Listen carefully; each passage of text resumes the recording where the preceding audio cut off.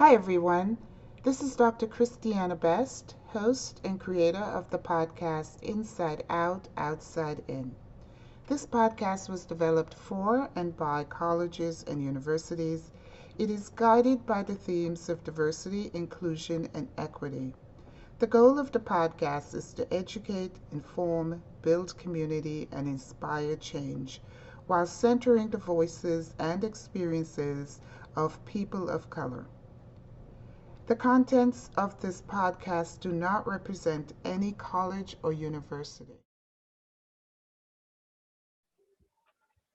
All right. Hello, everyone. My name is Anelisse Guillen. I am a second year graduate student from the Silverman School of Social Work, working alongside Dr. Christiana Best in this podcast series. Welcome to Inside Out, Outside In. Today, we will be talking about family separation and the reunification of children. With more and more children crossing the border seeking asylum or refuge, more and more are being kept away from existing family members already in the United States or are being separated from the family members they crossed the border with in the first place. Nearly 80% of children who cross the border know someone here, yet they continue to be kept in unkept closed facilities where they stay for long periods of time. Today, I am joined with Sandra Castro. Sandra Castro was born in El Salvador and grew up on Long Island, New York.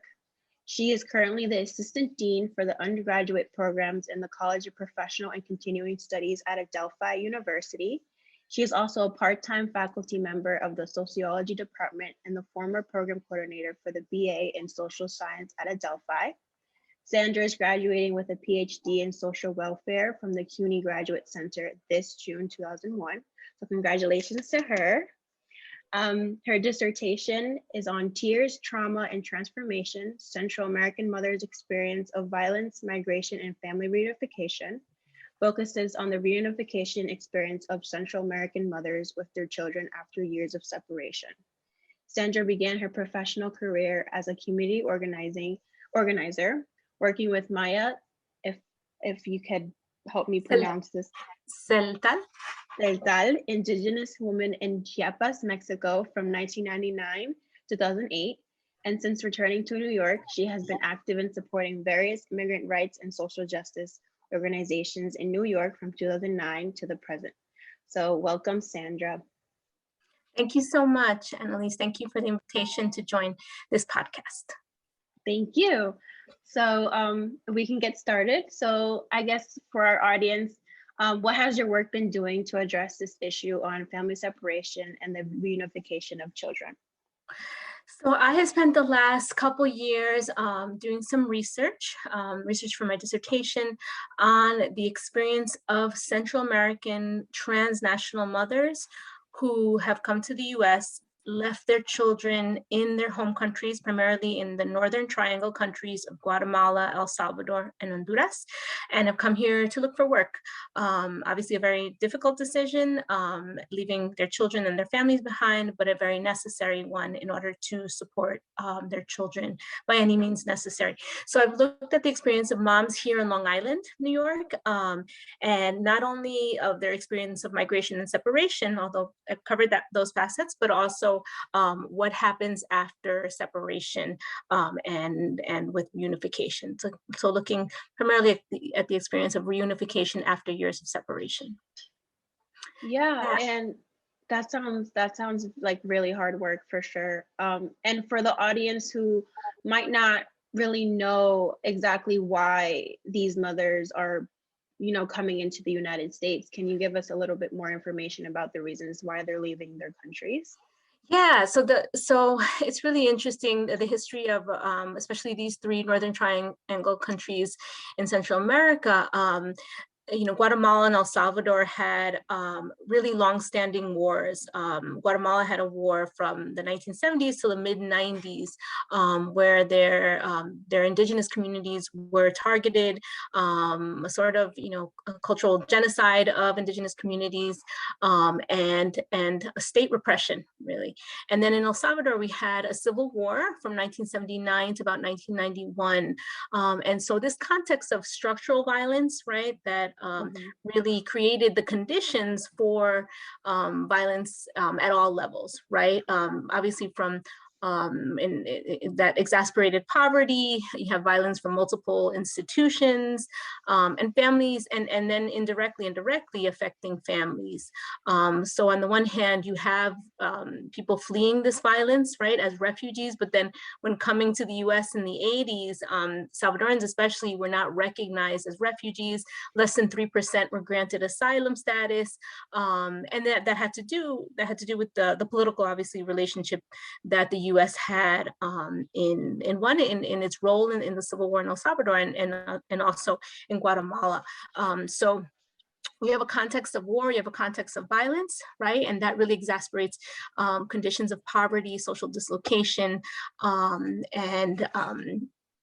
and it really makes it difficult for families to survive, right? And so obviously you have an experience of step migration where maybe fathers leave first, husbands leave first, but the need is so big, right? The situation is so dire that moms also have to step up, right? And do anything necessary in order to support their children.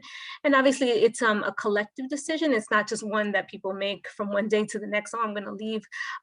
They make it with their family members and they rely on caretakers, usually grandparents, right, their own parents, to care for children. And you know, and many think of it as a temporary response, but obviously it draws out a lot longer than expected. So mothers left, you know, my study revealed that mothers left in the 80s, even before then, 70s, 80s, 90s, in the 2000s and 2010s under different conditions, right? In different, what I call periods, right? Of war, post-war. Then after 2001, you have an experience of intense violence. And then the 2010s, even though gang violence is much more prevalent today, it's been around for a while, but it became exasperating. It was overwhelming. And so you have now in recent years, not just individuals and adults migrating, you now have families and mothers migrating with their children. Mm-hmm. Yeah, so, go ahead. Mm-hmm. Oh, no. So that's, yeah. So those are basically the push factors, right? Why moms had to make that difficult decision to leave their children behind. It was also, just to add to that, why did moms leave without their children? Well, it's a lot easier to migrate on your own. They also were aware of the difficulty of the journey, right? Of traveling through various countries, going through Mexico, which is especially difficult and hard and tumultuous for another number of mothers, and what that represented for them. And they didn't want to put their children at risk, right? And also when coming to the US, they also understood that if they were going to work, it's so much easier to go without your children, without having to think about their childcare and all the things that they need. And moms can just dedicate themselves to working, mostly in domestic work, for a period of time, send money home, remittances home, and support them that way. Yeah, thank you so much for going in depth about this specific portion of this issue, because I think a lot of the times people don't really understand why families and mothers are leaving their countries, and it's mostly because a lot of violence and a lot of poverty, and all they want is to kind of figure out what's best for their families. And I kind of want the audience to understand and kind of create that human connection about struggling to provide for your own family, for your sons and daughters and everything. And I think that's really important to emphasize. So yeah, and in the process of all this of coming into the US, what do you think are some of the failures of the US government while trying to receive all these unaccompanied minors and mothers and coming into the US?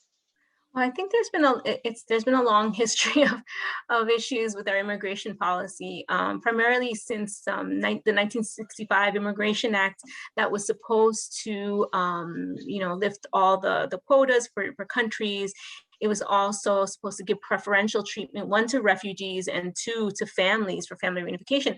But that didn't really happen for Central Americans and a number of people in the Western Hemisphere. Obviously, you have the visa lottery and other ways that families were able to migrate. You do have a number of people migrating, but it really wasn't so easy for especially Central American women and men and migrants. So that's one first fail from the federal government. Then obviously you have in the 80s, we have the 1986 under Reagan, the amnesty law that gave a number of undocumented immigrants residency, right? And it also claimed to be tougher on employers that were employing undocumented immigrants. But again, it didn't cover a majority of people. And again, people that were coming from places that, just because they weren't, like Cuba, right? But just that were also fleeing violence, were not recognized as refugees. And so that was another situation that kind of, even though they were coming under very dire conditions of violence and civil war, they weren't recognized as refugees. So already you have the creation of an underclass and the growth of of undocumented immigrants from this region. And at the same time, not only are there push factors, there's also pull factors, right? We have a huge demand for domestic workers, for obviously laborers, what we call, low-wage laborers in places like on Long Island, especially, where you have a boom in the housing industry and all these industries that really have a demand for this cheaper labor. But yes, we want their labor, but we don't want to incorporate them into society. So that was another failure. And then I think most recently, even though there have been changes in really, and these are fairly new too, with the Flores Act and others, and I'm not an expert on policy or immigration law, but at least there was a recognition that children are also migrating. And obviously we've had a huge increase in the last, since 2010, in the last 10 years, but children have been migrating for years, even for years before then. And that's why they had to, create things like the Flores Act to recognize that children are especially vulnerable and needed protection, and they couldn't be detained with, adults, and they had to be released after a certain amount of time. And so luckily that was created, but obviously we know that the system was overwhelmed. Under the Trump administration, you had draconian measures that really, didn't care about separating children from their families. And, you have a number of children that were separated and their parents were deported, and, there was no trace of who their parents were. Under the Obama administration, he set up the Central American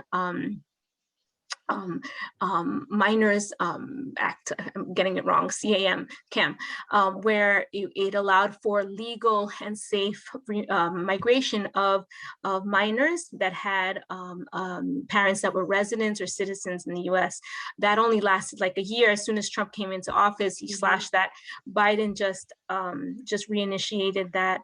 But that was an example of a safe and secure way to allow for young people, especially children of migrants that were here, to come legally and safely and not have to be exposed to all the violence that they face on the journey here.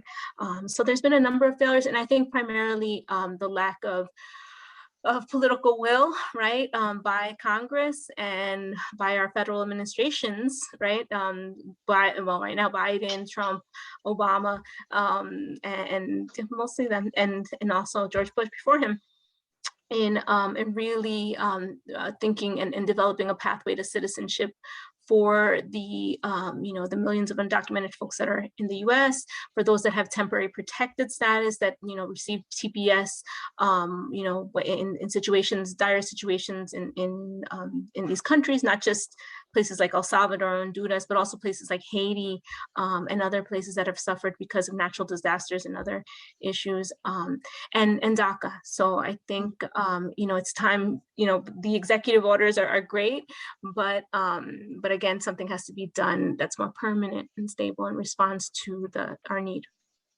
Yeah, and in addition to that, a lot of the times when, especially the topic of children, when they come here, there's already some organizations that are not really following some basic ethical standards when dealing with children. So, and as social workers, that's one of our main priorities too, to kind of like emphasize our basic human worth and the clients we work in. So my next question to you is, what role can social workers have when dealing with this issue right now? Social workers have such a critical role. I think they have a role from the border. Obviously, children, when they are detained by CPB, Customs and Border Protection, they should, that's where social workers can play a role. A licensed social worker, as recommended by, I think, the NASW, that a licensed social worker that's trained in child services be on hand to properly evaluate the children for trafficking, right? If they've been trafficked, if they've experienced any abuse or torture or any violence on the journey, and any other humanitarian concerns that they might have faced. So I think that assessment has to be done early on. And then I actually think the hard work starts afterwards, right? So once we know, in the case of Central American children, they will, the Flores Act says that they can be detained for a certain amount of time, but then they have to be released, right? And just like you mentioned, 80% or more have a family member in the US, right? And obviously there should be an exasperated, like a very thorough process of evaluating, who those children are being released to. But I think, social workers should follow up, right? Should follow up with those children, to see where they are, to see their home environment, to see their adjustment to their new families. That in some cases, and that's what my research focuses on, is, moms might have left when the child was 5, and now he's coming back at 15, so not a child anymore. And lots of, interpersonal issues there with the family, with moms, new step parents, new siblings, right? And so, social workers can really play an important role there in a child's, more adjustment to family life and just to life in the US, and other things that they may need in terms of, also maybe enrolling in school and all of those needs. Yeah. And to emphasize the point that you said the work starts after, well, not starts, but the hard work starts after. And I want to, since your dissertation is about the reunification experience of mothers and their children, can you tell the audience a little bit more about what that looks like for both the child and mother when they're finally reunited after such a long time apart, and how a role of a social worker is also needed during that time too? Yeah, so it's very complicated. It's interesting because I interviewed moms that, I interviewed 25 moms from here in Long Island, from the 3 different countries. And there were moms that had been separated for 2 years, right? So that, again, not too long, but it's still a long time, right? There were moms that were separated 10 years, and there was, a mom that was separated from her child for like 17 years. So you have a huge range. And in general, there was a study done in 2002 that also looked at reunification of children with their parents, but from other countries. And in the case of Salvador and Central Americans, they had the longest period of separation. And so it's difficult. It's very difficult. Obviously, for moms, it's a very joyous experience, that initial reunification, because it's something that they've wanted for so long, that they might have planned for so long, but might have not been possible. And I just want to note also that reunification can happen both through legal pathways and obviously through unauthorized pathways of children coming as unaccompanied minors. And so, it's very difficult.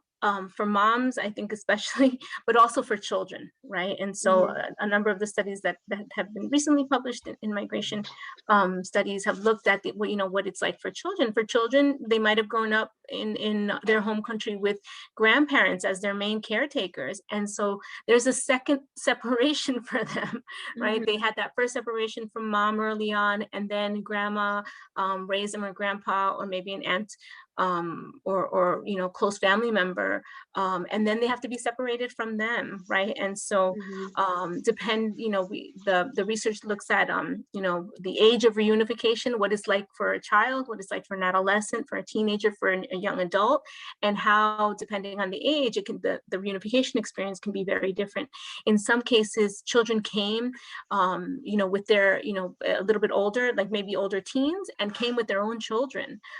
So again, the experience of reunification will be very different than it is if your child is much younger, right? And has different needs.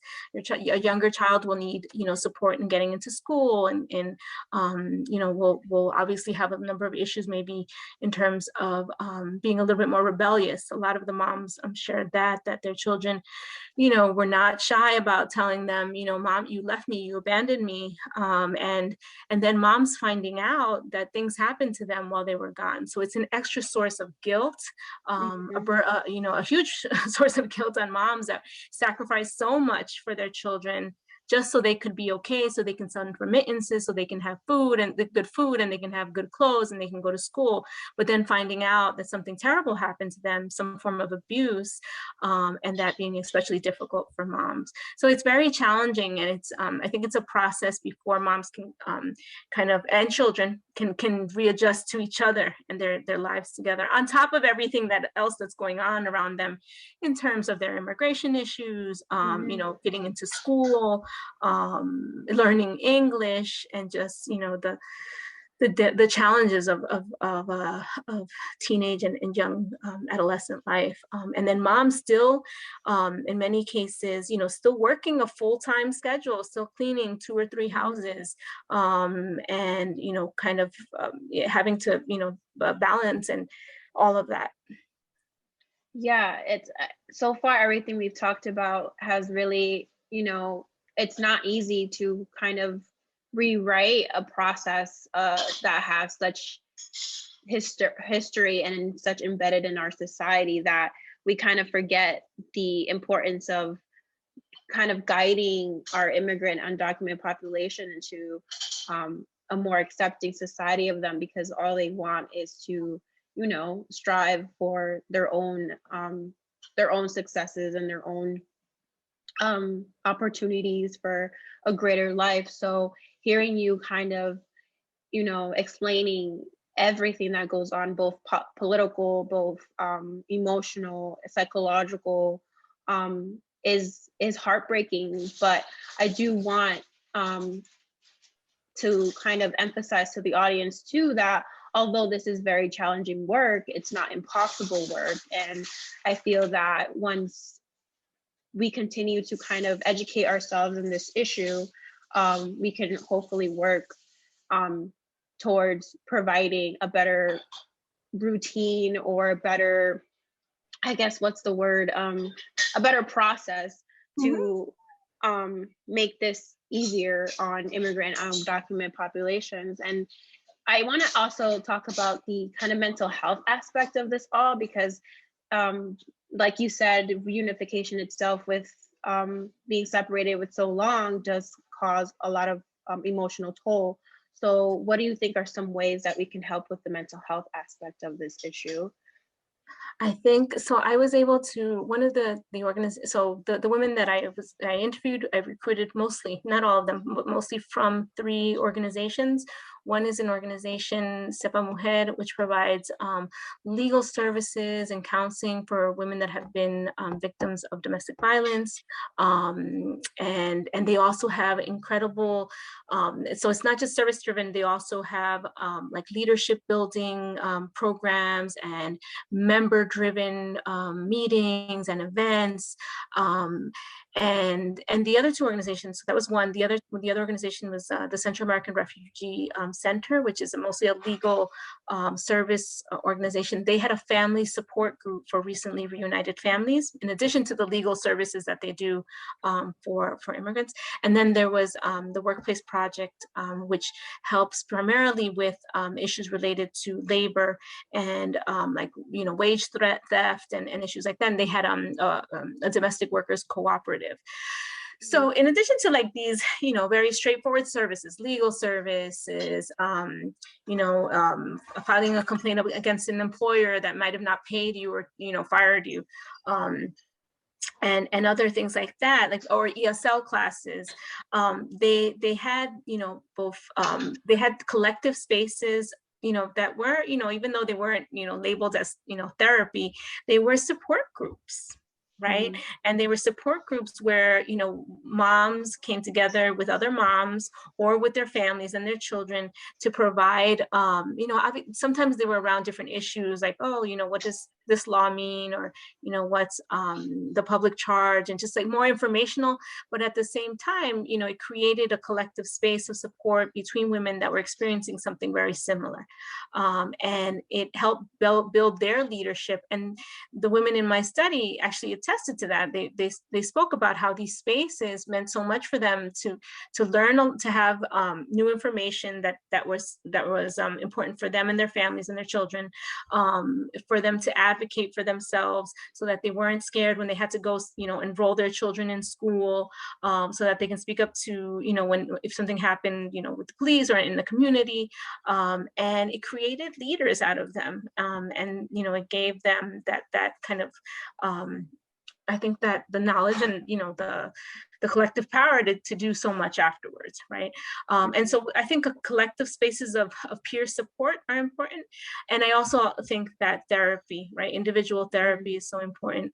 I saw that especially with the moms that had come through the organization that provided legal services for victims of domestic violence.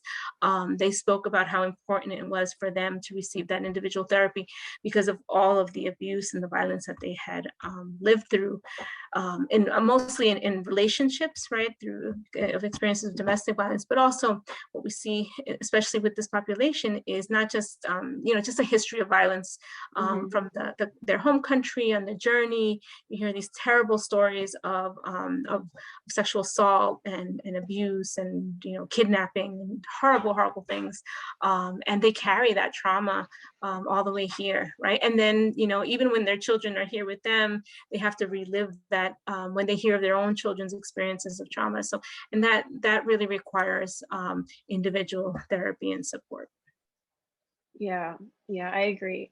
And I guess finally, through hearing all these stories about both mothers and children, and the importance of kind of letting our audience know the history and the backstory of what an immigrant is, because I know that there's a lot of stereotypical thinking about the immigrant and undocumented population. So I guess my final question to you is, how important is it for us to see the humanity of immigrants? I mean that's central, right? The humanity of immigrants, of children, and not always, you know, we talk about, sometimes I think we look at, you know, DACA and how DACA recipients and dreamers are portrayed as, oh, you know, they didn't do anything wrong, they just came with their parents, why should they be penalized? But it's not just them, it's also, you know, their parents and others that really are here to work, and they really want a better life for themselves and their family. And then when we think about the humanitarian aspect, you know, if you look at the rates of violence, you know, Honduras and in some major cities in Honduras and San Salvador and even Guatemala City, they have the highest rates of violence in the Western Hemisphere. And these are small countries. And so they really are experiencing a wave of violence. They should be recognized as as asylees, that, you know, their human right to apply for asylum and to flee that violence is something that we should recognize and we should grant. And we should really look at the children as we would treat children here that have been, you know, escaping any type of violence in their home or in their community, we should treat those children the same way. And yes, it is going to require a little bit more resources when we think about what that implies, both at the national level when you think of the border, but also maybe at the local level when you think about immigrant incorporation into schools and the community and what that means. But history has taught us that I think it's something that's a good investment. It's an important investment because these children really could use the support, and they want they just want to be with their families, and their families want to be with them, and they want to do what's best for them. Yeah, thank you. Thank you so much for highlighting that important. That's one of the biggest takeaways I hope that individuals listening to this podcast can take from all the information that you've shared with us today. And I would like to thank you again for participating, and thank you for all the audience listeners that are taking the time to listen to this podcast. I'll see you again next time. Thank you. Thank you.